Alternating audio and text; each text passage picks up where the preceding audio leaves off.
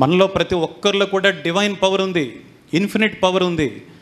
అది మనం యాక్సెప్ట్ చేసినా చేయకపోయినా.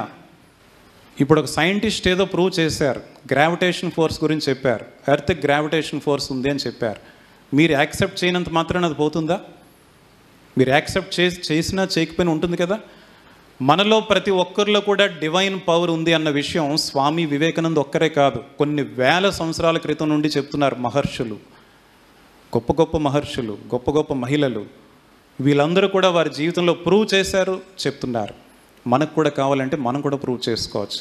మనలో ప్రతి ఒక్కరిలో కూడా డివైన్ పవర్ ఉంది, ఇన్ఫినిట్ పవర్ ఉంది. ఆ ఇన్ఫినిట్ పవర్ ఉంది, కానీ అది లోపల ఉండిపోయింది. దాన్ని మనం ఏం చేయాలి? బయటికి తీయాలి, మేనిఫెస్ట్ ఇట్. బంగారు గనులు ఉన్నాయి, భూమిలో ఉండిపోయాయి, దానికి ఏం వాల్యూ ఉంటుందా? బయటికి తీయండి, దాని వాల్యూ పెరుగుతుంది. మనలో ఉన్న ఇన్ఫినిట్ పవర్ని మనం ఏం చేయాలి? బయటికి తీయాలి, మేనిఫెస్ట్ ఇట్. ఎలా బయటికి తీయగలం?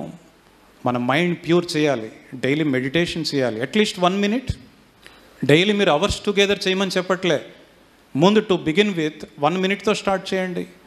నెమ్మదిగా పెంచుకోవచ్చు తర్వాత అవకాశం ఉన్నప్పుడు. టైం అన్నది రోజు 1 నిమిషం ధ్యానం చేయలేమా? అంత సమయం లేకుండా ఉన్నామా?